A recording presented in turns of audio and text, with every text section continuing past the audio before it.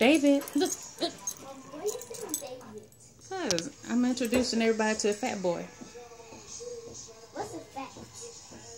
David's fat. Ah. Hey, Mama, he bites me all the time. Hey. Don't do that. I don't think that's a good idea.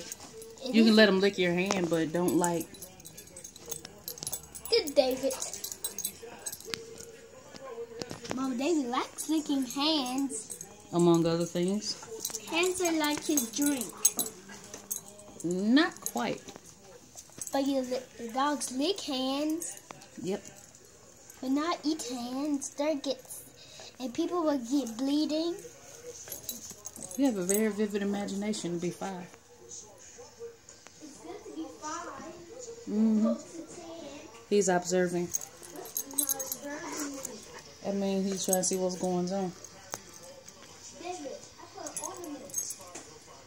David, you cannot show the ornaments.